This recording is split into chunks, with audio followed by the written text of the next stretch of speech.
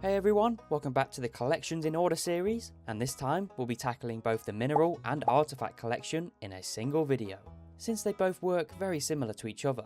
Once again, the only rule is we have to complete the collection in order, but I've decided to make it much harder for myself this time. The minerals and artifacts don't count towards the collection until it's donated to the museum. And in order to stop me from just farming geodes the entire time and opening them all at the end, I've decided that if I collect either a mineral or artifact I haven't unlocked yet in the collections, I must trash them regardless of what it is until it comes next in the collection. Which, as you will see, was a terrible idea. Before we begin, I'd just like to say, if you're enjoying this type of content, I'd kindly ask you to subscribe. It really helps the channel out and allows me to continue making more videos just like this one. But without further ado, let's begin. After some basic research, it's possible to collect every single artifact and mineral without unlocking Ginger Island, so that means for once we don't have to rush the community centre or even complete it at all. So for now, we can play through the game fairly normally, which consists of farming and most early days spent fishing. I managed to come across my first artifact on day 4, the cog, but since it's not the first artifact in order, we will have to trash it. And on the 5th of spring, the mines had opened up, and by the looks of the first few minerals in the list, they can all be found here without geodes. So the first goal of the video will be completing the first row of minerals. Annoyingly, whilst I'm on the lower levels, I'm going to have to ignore both the quartz and earth crystals I find, since the first mineral is an emerald. The emerald can be found in emerald nodes, past floor 80. Or they have a small chance to be dropped in gem nodes. So already off to a great start, and oh boy was it about to get much worse. On day 6, Mayor Lewis showed me around the abandoned community centre, but as I mentioned before, I won't really focus on this at all, since it would just slow us down, when we really need to be focusing on completing those mines. Once again, I appreciate this game's humour, as it clearly must have watched my previous video on completing the cooking collector in order, and by the time day 9 rolled around, we had to ignore diamonds on 2 separate attempts, since, well, we are nowhere near unlocking it in the minerals tab.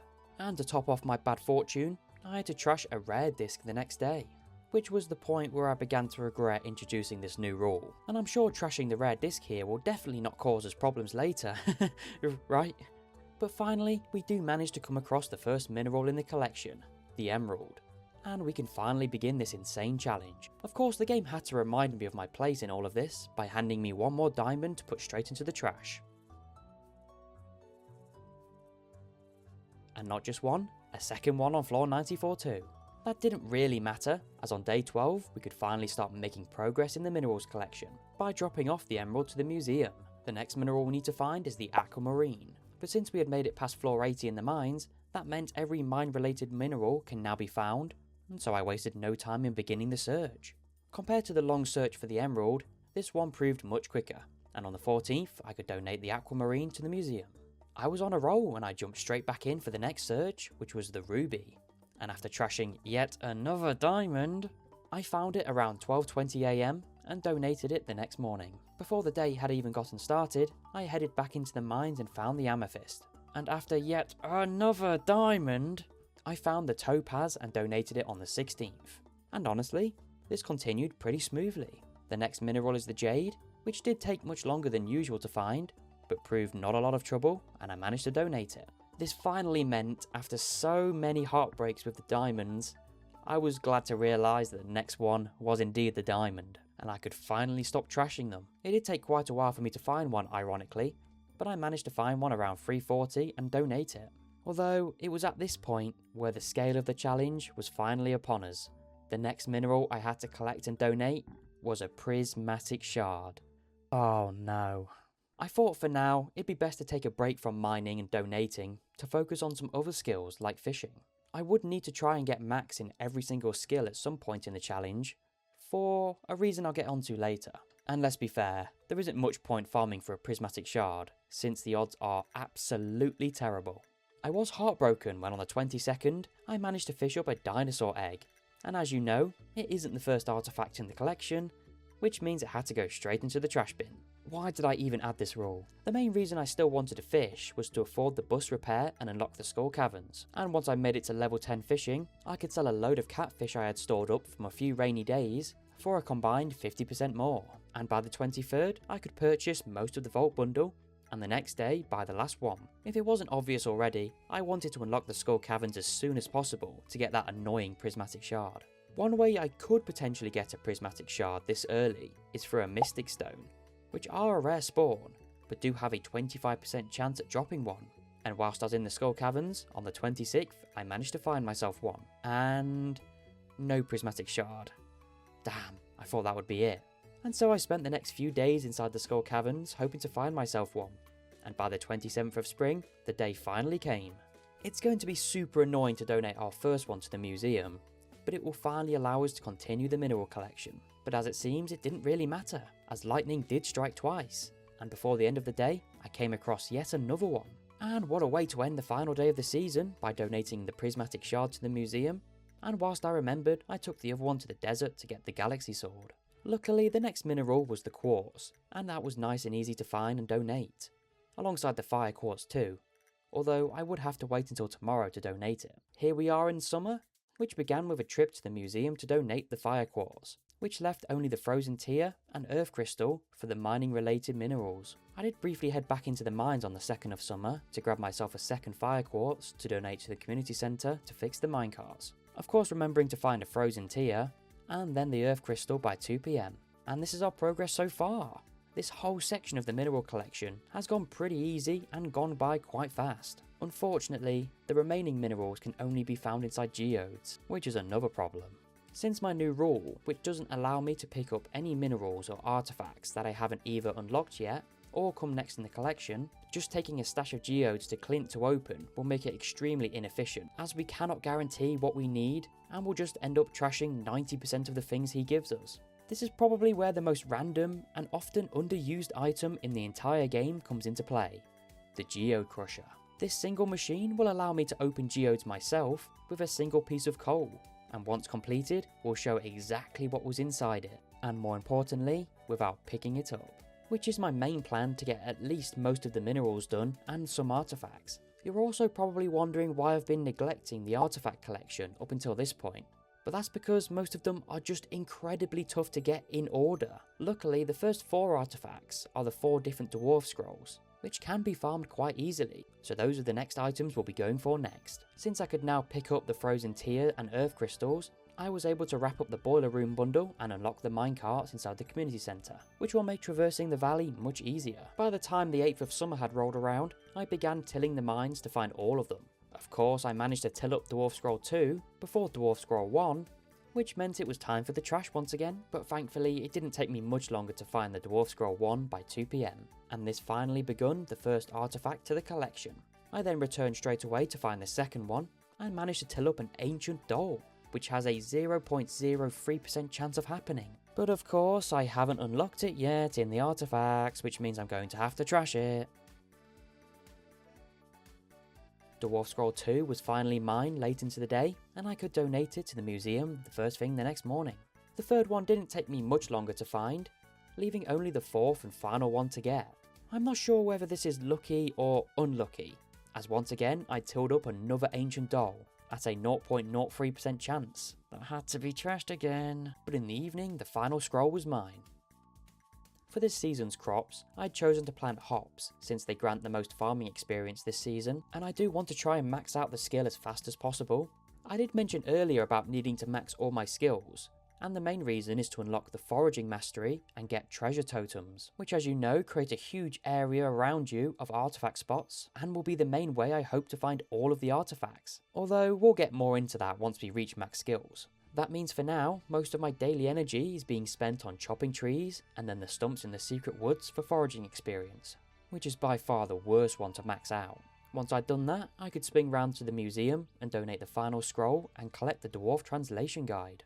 And similar to how I had to stop in the minerals, this is how far we can progress with the artifacts, which is pretty pathetic to be honest. As similar to the geodes, it's very unlikely we'll get exactly what we need from artifact spots, with the next one being the chipped amphora.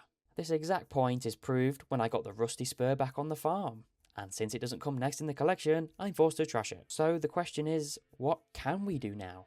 And honestly, it's a good question, since we're just waiting for special orders to get the Geode Crusher, and also the treasure totem to get all of the artifacts. So from now up until that point, I'll be working on reaching max skills, which consists of chopping trees, then stumps, and then also working on some combat on the higher levels of the mines. And on the night of the 15th of summer, we were all the way up to level 9 combat, and then level 6 farming the very next day, with us finally reaching level 10 combat on the 18th. And before the end of the summer, I had made it to level 8 farming, with the only two skills that aren't maxed out yet being, well, farming and foraging. With the arrival of fall, we will need to grow a lot more crops to push us past the 2 final farming levels. I chose to plant some pumpkins since they're the best for fall experience, but more importantly, fall is the introduction of special orders, and the one we were looking for was Cave Patrol from Clint, which doesn't have any special requirements to spawn in. We only had to get a little bit lucky. The first week wasn't what we wanted, but that's fine, we still have plenty of things to do.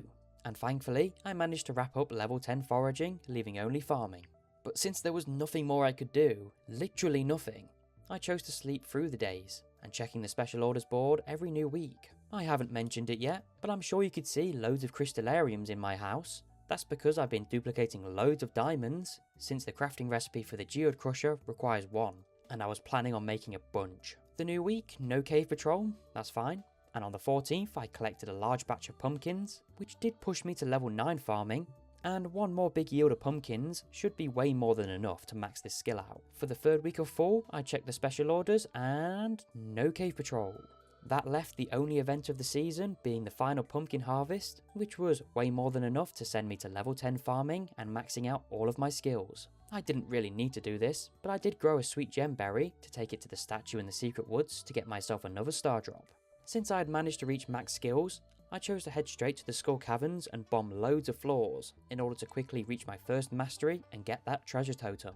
It did turn out to be a great Skull Caverns run, but I didn't manage to level up in mastery just yet. I did check the first special orders of the season, but yet again there was no cave patrol.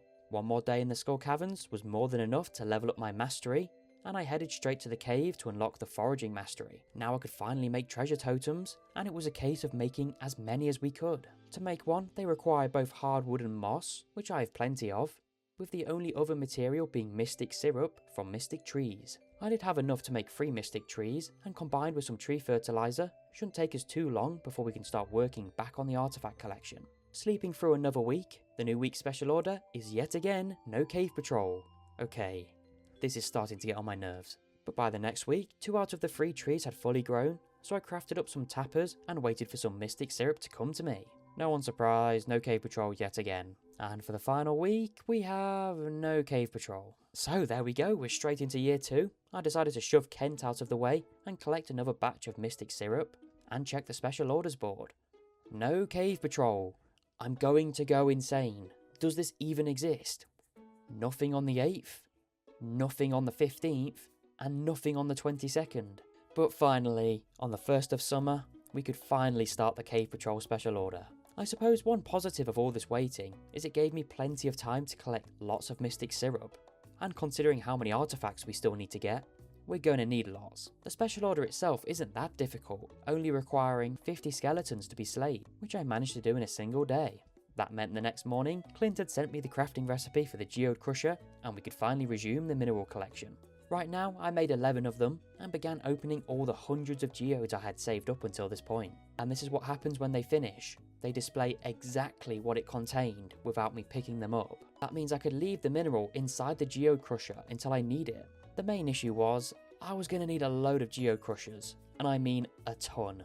I chose to spend all of my gold on gold ore, which was a giant waste of money, but it allowed me to make a bunch more and finally get the next mineral in the collection, alamite. And this is basically the plan for the mineral collection, just to rinse and repeat this process until I had collected and donated every single mineral. But it didn't take me too long until every geode crusher I had was filled up with a different mineral. That meant I had to farm even more gold on the lava levels until I could make even more. But before long, we had the next one, Bixite, and a few days later we had loads more crushers and Byrite to donate.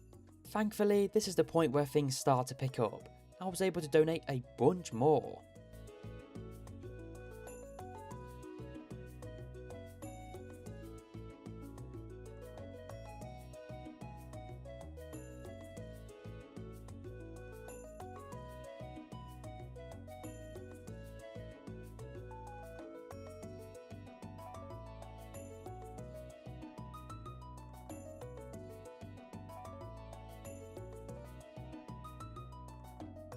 and by the 5th, this was all the progress we had made.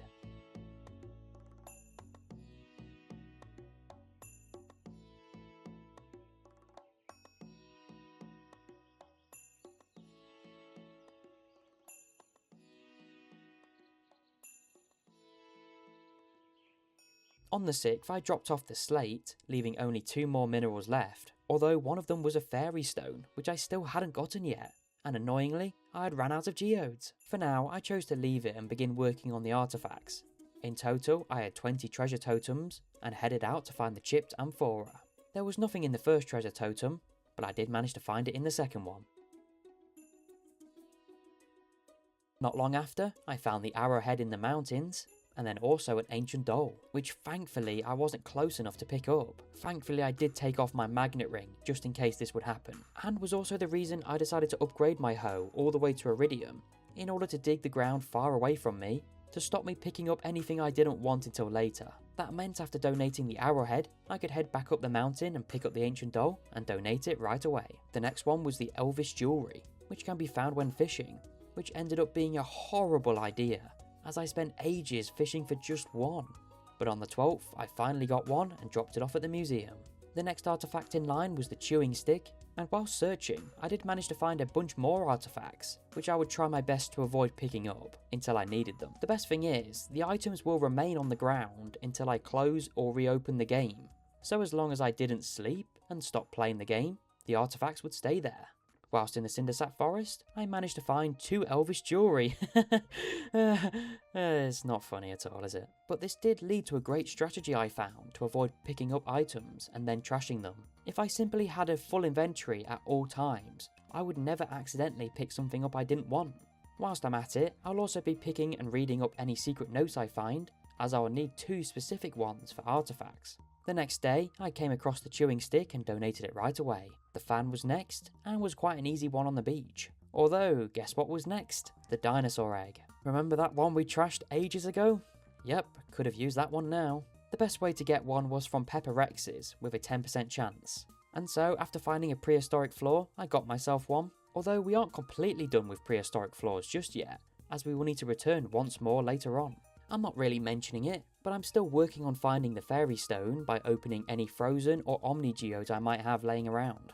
After donating the dinosaur egg, the next artifact was the rare disc, and yet again was found earlier and had to trash it. And this did mark the most boring part of the entire challenge. The rare disc has a 0.3% chance of dropping from enemies on the lava levels, but can also be found in fishing chests. After the struggles with the elvish jewellery, I chose to stay far away from fishing and head down to the mines to try and get myself one. So I spent the next 2 whole days farming on the lava levels with 0 luck, eventually caving in and trying to fish it up. And by the looks of things, I managed to come across every other artifact apart from the rare disc.